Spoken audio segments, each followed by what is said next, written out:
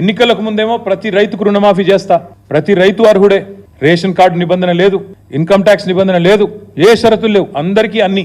ఎన్నికలు అయిపోగానే కొందరికే కొన్ని కొరీలు పెట్టడం, ఆంక్షలు పెట్టడం, కోతలు పెట్టడం. ఎన్ని మాటలు అన్నారు అన్నాడు. రుణం తీసుకున్న ప్రతి ఒక్కరూ అర్హుడే.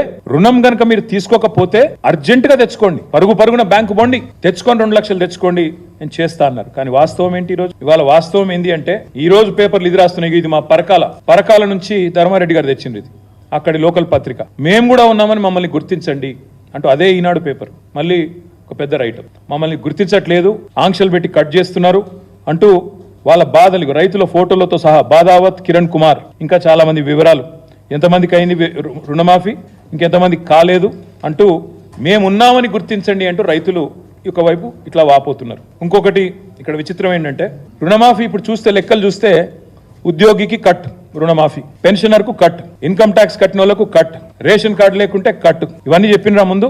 ఏవీ లేదు. అప్పుడు 40,000 కోట్లు, ఇప్పుడేమో మొత్తం కటింగ్ల మాస్టర్ లాగా. సీఎం అంటే నిజానికి చీఫ్ మినిస్టర్, కానీ సీఎం అంటే కటింగ్ మాస్టర్ లాగా అయిపోయింది ఇప్పుడు పరిస్థితి. అన్ని కటింగ్లు పెట్టడమే.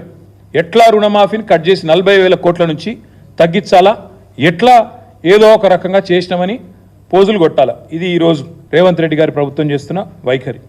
60% మందికి ఎగ్గొట్టి 60% మందికి ఎగ్గొట్టి ఇవాళ కేవలం 40% చేసి 100% అని చెప్పుకుంటున్న మొట్టమొదటి ముఖ్యమంత్రి రేవంత్ రెడ్డి.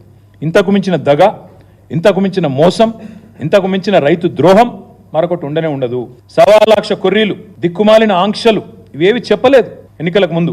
చెప్పకుండా మోసం చేసి ఈరోజు కొర్రీలు పెట్టి, ఆంక్షలు పెట్టి రైతు రుణమాఫీని, రైతులను బ్యాంకు చుట్టూ తిరిగే విధంగా, అధికారుల చుట్టూ పరిభ్రమించే విధంగా, అధికారులకు మొరబెట్టుకునే విధంగా, ఇగో ఇది మేమున్నామని గుర్తించండి అంటూ అధికారుల చుట్టూ, బ్యాంకుల చుట్టూ రైతులు పడిగాపులు కాచే విధంగా చేసి పరిహాసం ఆడి రైతులతో మళ్ళీ ఇవాళ రంకెలు వేస్తున్నారు. అంకెలు మార్చారు, రంకెలు వేస్తున్నారు, తేదీలు మార్చినారు. మొదలు డిసెంబర్ 9, తర్వాత 15 ఆగస్టు, ఇవాళ 15 ఆగస్టు పోయింది, ఇవాళ 16 ఆగస్టు. అందుకే మేము కూడా వెయిట్ చేసినాం. సీఎం చెప్పిండు కదా 15 ఆగస్టు అని, అందుకే మేము కూడా వెయిట్ చేసినాం పేషెంట్గా. 15 ఆగస్టుకు చేస్తాడేమో అనుకున్నాం. కానీ నిన్న ఆయన మాటలు చూస్తే చాలా క్లియర్గా కనబడతా ఉంది. మార్పు అన్నారు, రైతన్నల్ని మొత్తానికి ఏమార్చారు.